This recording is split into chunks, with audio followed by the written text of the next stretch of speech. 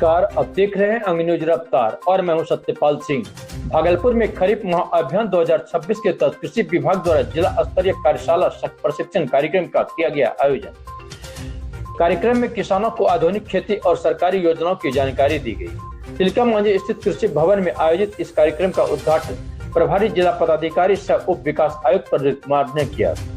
अधिकारियों और कृषि विशेषज्ञों ने किसानों को धान, मक्का समेत खरीफ फसलों के उन्नत खेती, बेहतर बीज और नई तकनीकों की जानकारी दी। कृषि विभाग का कहना है कि इस अभियान से किसानों की आय बढ़ने और कृषि को अधिक लाभकारी बनाने में मदद मिलेगी। आज शारदीय महाअभियान का शुभारंभ किया गया है। इसके तहत कृषि विभाग के निर्देश के आलोक में हम लोगों ने पूरे जिले के समस्त किसानों से अनुरोध किया है कि इस प्रशिक्षण सह कर्मशाला में भाग लें। और जो शारदीय महाअभियान है, इसमें सभी जो शारदीय सत्र में जितने हमारे फसलों का उत्पादन होता है, उसमें विभिन्न जो तकनीकों का प्रशिक्षण दिया जाना है। साथ ही साथ उन बेहतर उत्पादकता वाले फसलों के लिए किसानों को प्रेरित करना है। इसी के आलोक में हम लोगों ने विभिन्न क्षेत्रों से आज किसानों को यहाँ बुलाया है और इस पूरे माहभर का हम लोगों ने समय सारणी बनाया है, जिसमें सभी प्रखंड के सभी पंचायतों में इस कर्मशाला को आयोजित किया जाएगा और किसानों को प्रेरित किया जाएगा कि बेहतर फसल उत्पादकता और जो जलवायु परिवर्तन है उसके अनुकूल फसल करने का अनुरोध करेंगे हम लोग। तो अभिनंदन करता हूँ। और आज का जो सर ये जिला स्तरीय जो महाअभियान है सर, ये एक नई शुरुआत, एक नया परंपरा को देने वाला है सर, क्योंकि पूर्व में हम लोग हर बार इस बात को करते आते हैं, लेकिन इस बार स्थितियां कुछ अलग है। हमारी सरकार ने, हमारे विभाग ने यह निर्णय लिया है कि अब हम मिट्टी को बर्बाद होने नहीं देंगे और इसीलिए खेत बचाओ अभियान का एक नया स्लोगन दिया गया है, एक नया नारा दिया गया है। उसमें स्पष्ट रूप से कहा गया है कि सभी किसान भाइयों को ये जागृत करने का हम लोग प्रयास करेंगे कि कुल उनके पास जितना भी रकबा है, जितना भी क्षेत्रफल है, उसके 1/4 में वो प्राकृतिक खेती की शुरुआत करें। प्राकृतिक खेती का महत्व इसीलिए हमारी सरकार दे रही है कि हम सभी जानते हैं कि हम अपने भारत की जो धरती, इसको हम धरती माता। नशा मुक्त समाज के निर्माण को लेकर जगदीशपुर प्रखंड के बाईपास थाना क्षेत्र में पिछले 5 दिनों से स्थानीय ग्रामीणों द्वारा लगातार जागरूकता अभियान चलाया जा रहा है। इसी अभियान के तहत ग्रामीणों ने बैजानी चौक पर एक संदिग्ध युवक को स्मैक के साथ पकड़ लिया और उसे बाईपास थाना पुलिस के हवाले कर दिया।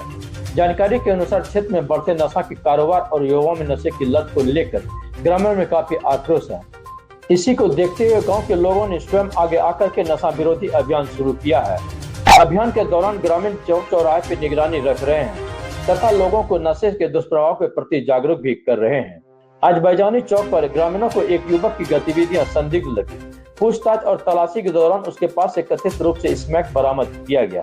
इसके बाद ग्रामीणों ने युवक को पकड़कर बाईपास थाना पुलिस को सूचना दी और सूचना मिलते ही मौके पर पुलिस पहुंची और युवक को अपने कब्जे में लेकर थाना ले गई। इस संबंध में बाईपास थाना अध्यक्ष सुमन कुमार राय ने बताया कि ग्रामीणों द्वारा पकड़े गए युवक से पूछताछ की जा रही है।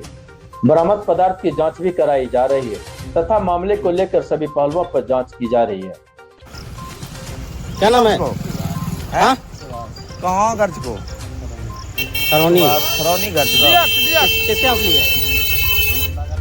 किसके? क्या नाम है? हैं?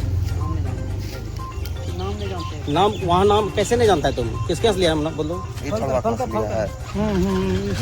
बोलेगा? बोलेगा अभी? कॉल करें? पूछ रहे हैं। इसके पास लिया है। इसे लिया है? इसे लिया है? एकदम नाम बताओ, नाम बताओ, नाम बताओ। भले तुम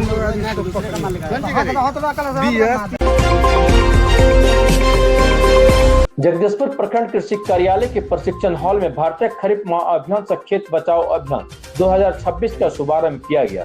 कार्यक्रम का उद्घाटन उप परियोजना निदेशक आत्मा विपुल कुमार, कृषि वैज्ञानिक डॉक्टर चंद्रभान पटेल, डॉक्टर पंकज कुमार, प्रखंड कृषि पदाधिकारी प्रीति कपूर, किसान सलाहकार समिति के अध्यक्ष घनश्याम मंडल सहित अन्य अधिकारियों ने संयुक्त रूप से दीप प्रज्वलित कर किया। कार्यक्रम की शुरुआत अतिथियों के स्वागत एवं सम्मान के साथ हुई। इस दौरान कृषि समन्वयक सुशील कुमार ने कहा कि अभियान का मुख्य उद्देश्य है किसानों को कृषि विभाग की नवीनतम योजनाओं से अवगत कराना तथा प्राकृतिक एवं जैविक खेती के प्रति जागरूक करना है। उन्होंने किसानों से फार्मर रजिस्ट्रेशन करवाने की अपील करते हुए कहा कि भविष्य में उर्वरक वितरण की प्रक्रिया इससे जुड़ी होगी। उप परियोजना निदेशक विपुल कुमार ने किसानों को फल बीमा एवं फसल सहायता योजना की जानकारी दी।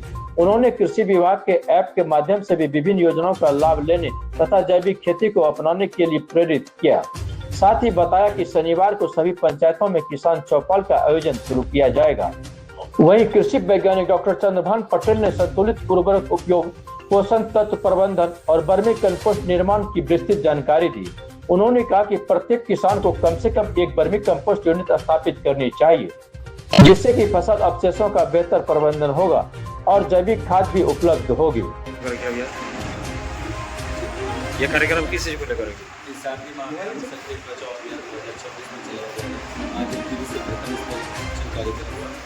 तमाम किसान आए तो खेत बचाओ अभियान के तहत उर्वरक का संतुलित उपयोग, समेकित खेती और उनके खेत को कैसे स्वादिष्ट खाना और स्वादिष्ट अन्न बनाए, इस विषय पर चर्चा हुई। हमारे वैज्ञानिक भी आए, सस्य वैज्ञानिक है, वो आगे करेंगे कौन सी फसलें चाहे कौन सी वैरायटी लगाएँ, सब चीज़ों की तमाम जानकारी दी गई।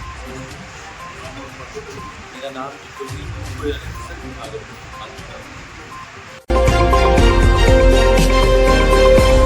तिलका मांझी भागलपुर विश्वविद्यालय के एमबीए विभाग में कार्यरत टीचिंग और नॉन टीचिंग स्टाफ के पिछले 10 महीनों से वेतन नहीं मिलने के कारण गंभीर आर्थिक स्थिति से जूझ रहे हैं। कर्मचारियों का कहना है कि नियमित आय बंद होने से परिवार चलाना मुश्किल हो गया है और बच्चों की पढ़ाई भी प्रभावित हो रही है।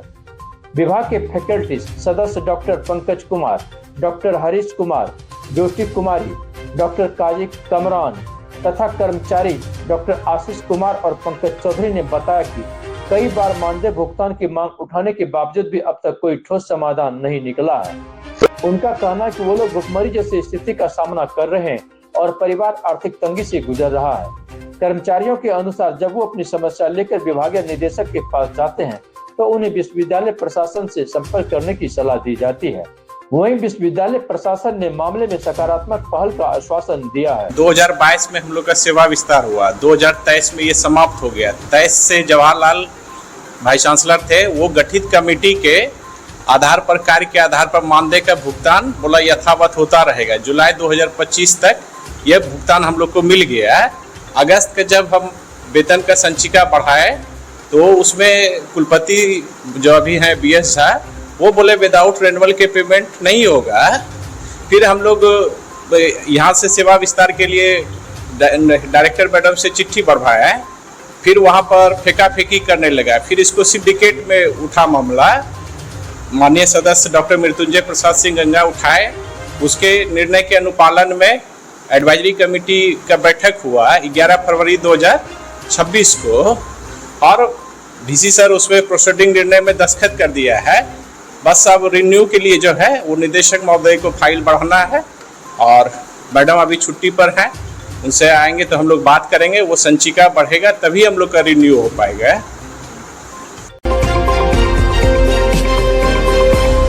गोपालपुर थाना क्षेत्र के प्रॉपर्टी डीलर श्याम शाह की गोली मारकर हत्या कर दी गई थी। इस कांड की गंभीरता को देखते हुए पुलिस अधीक्षक नौगछिया के निर्देशानुसार एवं अनुमंडल पुलिस पदाधिकारी के नेतृत्व में एक विशेष टीम का गठन किया गया।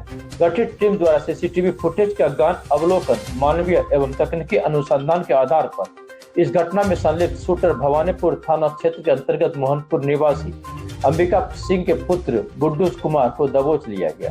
वहीं 2 लाइनर सुधांशु कुमार और अभिषेक कुमार और बम कुमार को भी घटना में प्रयुक्त मोबाइल के साथ गिरफ्तार किया गया। गिरफ्तार अपराध कर्मियों के द्वारा पूछताछ की गई, जिसमें उन्होंने अपने संबद्धता स्वीकार की। अभियुक्तों से पूछताछ के क्रम में यह तथ्य प्रकाश में आया कि मृतक श्याम शाह और उसके गोतिया मणिकांत शाह, सुधांशु कुमार तथा अभिषेक बम कुमार के बीच पूर्व में जमीन विवाद के कारण योजनाबद्ध तरीके से हत्या की साजिश रची गई तथा मणिकांत शाह द्वारा 5 लाख रुपए की सुपारी तय कर अन्य सहयोगियों के साथ मिलकर उक्त हत्या की घटना को अंजाम दिया गया था। 3 जून 2026 को पोखरिया चौक गोपालपुर थाना क्षेत्र में प्रॉपर्टी डीलर श्याम शाह की गोली मार के हत्या कर दी गई थी और उसी रिलेशन में केस 187-26 दर्ज किया गया। केस दर्ज करने के बाद हम लोगों ने केस की गंभीरता को देखते हुए SIT का फॉर्मेशन किया और लगातार टीम तब से इन्वेस्टिगेशन कर रही है और छापेमारी कार्रवाई कर रही है। उसी क्रम में इस केस का उद्भेदन हुआ। मालूम पड़ा कि इस केस में जो मेन कॉन्स्पिरेटर था वो मणिकांत शाह हैं, जिनके पिता का नाम बालेश्वर शाह है।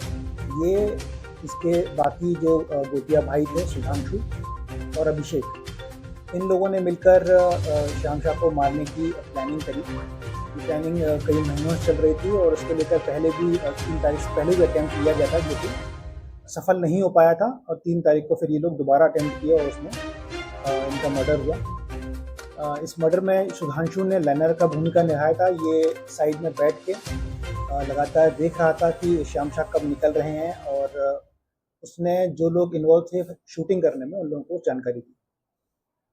इनके अलावा गुड्डू कुमार पिता अंबिका सिंह, ये रहने वाले मनोहरपुर भवानीपुर के हैं, इनको गिरफ्तार किया गया है। 3 लोग जिन्होंने शूट किया था उसमें से एक ये था, बाकी 2 लोगों का भी नाम सामने आ गया है और उनकी गिरफ्तारी के लिए भी लगातार छापेमारी की जा रही है। इन लोगों का सर कोई आपराधिक इतिहास वगैरह? गुड्डू पहले जेल जा चुका है मर्डर में भवानीपुर थाना से। जो बात सामने आ रही है वो ये है कि बालेश्वर शाह जो थे ये श्याम शाह के गोतिया थे और एक ज़मीन को लेके पहले से इन दोनों का विवाद चल रहा था, जिसमें श्याम शाह थोड़े से इन पर हावी हो रहे थे। बाद में समय से पहले बालेश्वर शाह की मृत्यु हो गई, जिसको लेकर मणिकांत शाह के दिमाग में एक द्वेष की भावना पल रही थी और उसको लग रहा था कि श्याम शाह उनको मार सकते हैं।